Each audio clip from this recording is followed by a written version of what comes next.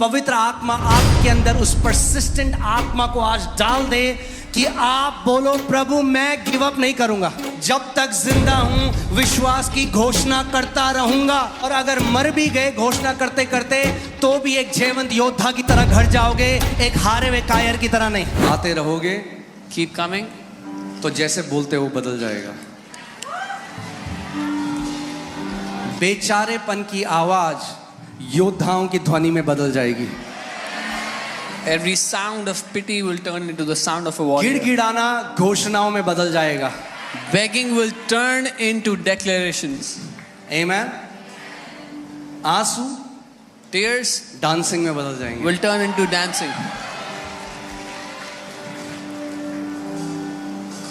So, इस बात को आप समझो और जानो कि वही वचन आपके जीवन में सबसे स्ट्रॉन्ग शार्प होगा जिसको आप बार बार सुनते हैं, मनन करते हैं और घोषणा करते हैं। So know that the word that will be most quick, more sharpened in your life is the one that you keep on hearing, keep on meditating on again and again. एक बार मैं एक व्यक्ति से मिला, 1 घंटे की मीटिंग थी। I met a man one time for an hour. वो नॉर्वे से था। He is from Norway. वो कहता है मुझे सब सिखा दो 1 घंटे में। He said, "Teach me everything in 1 hour." मैंने कहा नहीं सिखा सकता सब 1 घंटे। I said, "I cannot teach you everything in 1 hour." देखा है बच्चे को अगर आप ज्यादा खिला दो उल्टी कर देगा। You seen you feed a kid too much and they vomit. हल्के हल्के करके Give them slowly. हम बढ़ते जाएंगे। We'll keep going. Amen. So आज का वचन है विश्वास, So the word for today is faith, और सबसे ज्यादा उसे सुनने की जरूरत मुझे है। and I have the greatest और need मुझे to hear लगता है it. मैं जिंदगी भर इसको सीखता रहूंगा और आपको सिखाता रहूंगा। And I think I will keep on learning it all my life and keep on teaching you all my life. Amen. Hallelujah. जब तक कि हर एक व्यक्ति FOLJ का एक ऐसी जीवन जीने लग जाए कि लोग बोलेंगे आप के अंदर जय का DNA है। Till the time every member of FOLJ starts to live a life that people will say you have the DNA of victory in you. Faith is the evidence. विश्वास एक सबूत है। I said faith is the evidence. मैंने कहा विश्वास एक सबूत है। क्या फर्क है उन विश्वासियों में जो विश्वास में चलते हैं और जो विश्वास में नहीं चलते? What is the difference between the believers that walk in faith and those who don't? जो विश्वास में चलते हैं उनके जीवन में एविडेंस या सबूत होता है, और जो विश्वास में नहीं चलते उनके पास केवल बातें होती हैं। Believers who walk in faith have evidence in their life, and believers who don't walk in faith just have mere talks. So यीशु मसीह ने कहा जब मैं वापस आऊंगा, and he's asking a question, will he really find faith on the earth? And Jesus is asking, क्या उसको विश्वास मिलेगा when he comes back? आपका आंसर क्या है? What is your answer? हाँ प्रभु। Yes, Lord. हाँ। Yes. क्यों? Why? क्योंकि प्रभु मैं तेरे वचन से लिपटा रहूंगा। Because Lord, I will keep myself क्योंकि wrapped around विश्वास your word. वचन से पैदा होता है। Because faith comes from the word, is born from the word. Amen. Hallelujah. So एक पहली चीज आपको समझना है विश्वास की, वो ये है कि जो फेथ है वो परसिस्टेंट होता है। The first thing you have to understand about faith is that it is persistent. वो निरंतरता से बना रहता है. परसिस्टेंट का मतलब समझते हैं आप? वो गिव अप नहीं करता easily. It does not give up easily. Let me tell you something. परमेश्वर किसी भी अपने बच्चे को के ऊपर गिव अप नहीं करता। God does not give up on any of his children.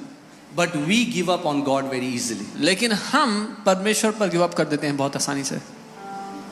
कितने लोग मेरी बात को समझ रहे हैं? परमेश्वर आप पर कभी गिव अप नहीं करेगा। God will never give up on you. चाहे एक मसीह कितने भी अंधकार में चला जाए, तब भी परमेश्वर का आत्मा उसके पीछे जाएगा, उसको वापस खींचेगा। कभी भी यीशु ने कहा मैं कभी तुम्हारा इनकार नहीं करूंगा। Doesn't matter how much darkness a believer goes into, even there the Spirit of God will follow him, go after him. Jesus said, I will never leave you nor forsake you.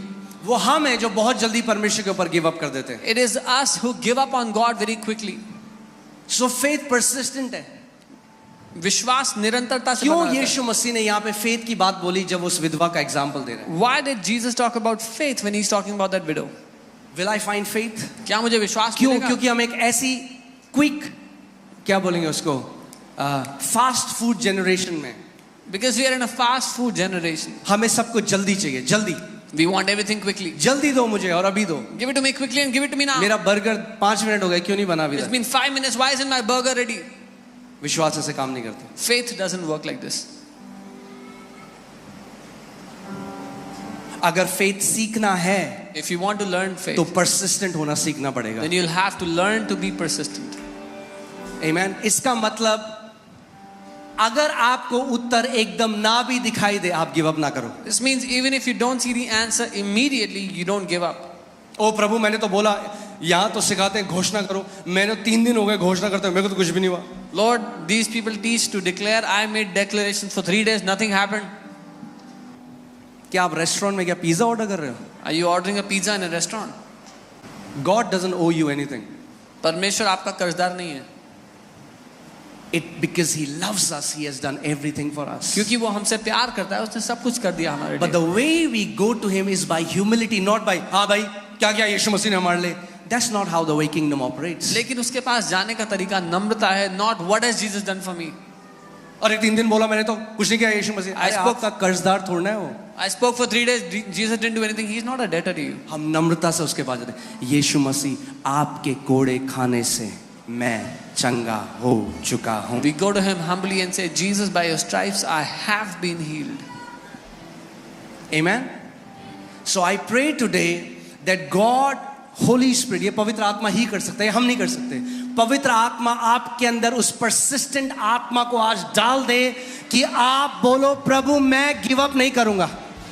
Only Holy Spirit can do this. So pray, Lord would put that persistent spirit in you today, so you will say, I will not give up. जब तक जिंदा हूं विश्वास की घोषणा करता रहूंगा। Till the time I am alive, I will keep declaring by faith. और अगर मर भी गए घोषणा करते करते तो भी एक जयवंत योद्धा की तरह घर जाओगे, एक हारे हुए कायर की तरह नहीं। And even if you died declaring by faith, you will go home like a champion, a warrior, not like a coward. Amen. आप अगर विश्वासी हो ना, आपके लिए हार नहीं है। आप अगर कोई चला भी गया बीमारी में तो भी वो जीता हुआ है, क्योंकि अपने इटर्नल प्रभु यीशु मसीह के पास जा रहा है। If you are a believer, there is no failure for anyone. Even if a believer died in sickness, they are going to their Father. मगर कम से कम डाउट करते हुए अपने परमेश्वर पे नहीं जाएंगे, जय की घोषणा करते हुए जाएंगे। जब तक जिंदा हैं अपने मुंह से उसके वचन की घोषणा करेंगे, क्योंकि हम जानते हैं वो एक अच्छा पिता है। Till the time we are alive, we will keep declaring because we know He is a good God. We will not doubt on Him. कितने लोग यहाँ विश्वास करते हैं कि परमेश्वर सच्चा है? How many of you believe that God is true? आप मानते हो सच्चा है? You believe God is true? Come on, एक जोर से आमेन बोलो। आमेन। हमारा परमेश्वर एक जीवित परमेश्वर है। Our God is a living God. और यही चीज शैतान चाहता है। शैतान चाहता है आपके अंदर वो एक डाउट को डाले, एक शक को डाले कि देखिए जो वचन में लिखा है ना पूरा नहीं होता। This is what the devil wants. He wants to put a doubt in you. See what the word says does not come to pass. देख तू तो 3 दिन से बोल रहा है, देख तू तो 1 महीने से बोल रहा है, क्या हुआ तेरे साथ? तेरे साथ तो कुछ भी नहीं हुआ। See, you've been declaring for 3 days. You've been declaring for 1 month. What has changed? Nothing. आपको उस जगह में खड़ा हो जाना है। You have to stand in that place शैतान and say, devil, लिखा है। it is written. उसको बोलो शैतान लिखा Tell him, है। devil, it is written. With faith and patience we will inherit the promise. विश्वास और संयम के साथ हम वायदों पर कब्जा करते हैं। Amen. Hallelujah.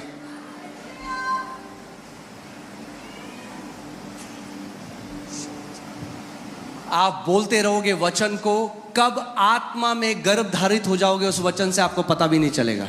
When you keep on declaring the word, when you get pregnant with the word, you won't even realize. अब तो अल्ट्रासाउंड आ गए तो लोगों को अब पता लग जाता है। पहले के जमाने में तो अल्ट्रासाउंड नहीं थे। Now there's ultrasound, so people get to know. In olden times there were no ultrasounds. तो जब एक माँ गर्भ धारित होती थी उसको पता भी नहीं होता था। So when a mother had conceived, she didn't even know. मगर थोड़े टाइम बाद हर कोई देख सकता था। But after some time, everybody got अपने to know. कमरे में जब वचन बोलते रहोगे, कब उस वचन को गर्भ धारण कर लोगे पता भी नहीं चलेगा। मगर समय आता है जब आपका परिवार, आपके पड़ोसी, आपके ऑफिस के लोग और पूरा दुनिया देखेगा कि आपने उस वचन का को गर्भ धारित कर लिया है। When you will keep declaring that word in your room, nobody will find out. But after some time, Everyone in your family, your relatives, at your workplace, everyone will see that you have conceived that word. Amen? वो समय आता है. Pastor Paul योंगिचो कहते थे, I am pregnant with destiny. Pastor Paul used to say, मैं गर्भधारित हूँ उद्देश्य से, जीवन के मकसद से.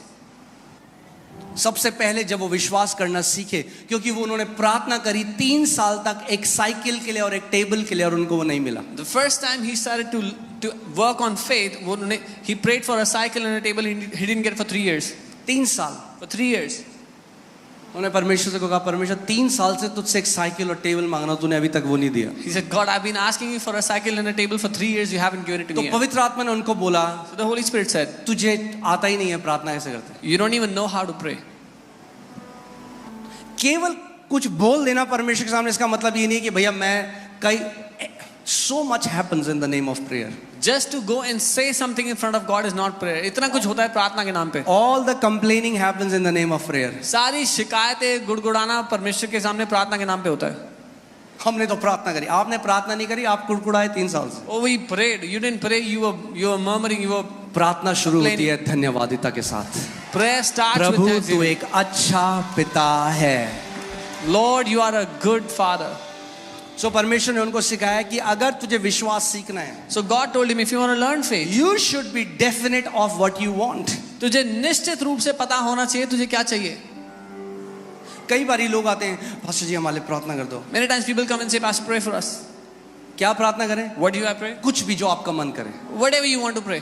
तो मैं फिर ये प्रार्थना करता हूँ, So I pray. प्रभु मुझे आशीष दो यीशु के नाम में, आमीन. Lord, bless me in Jesus' name. Amen. कुछ भी क्या होता है? What is anything? प्रॉब्लम ये है कई लोगों की, उनको पता ही नहीं उनको क्या चाहिए. रेस्टोरेंट में जाएंगे, क्या खाओगे? कुछ भी. The problem is people don't know what they want. They go to a restaurant and they say, what do you eat? Anything. अगर वेटर को आप बोलो कुछ भी ले आओ मेरे लिए, क्या लाएगा आपके लिए? If you tell the waiter, get me anything, what will he get for you? कुछ भी का क्या मतलब होता है भाई? What is anything? कुछ भी. Anything.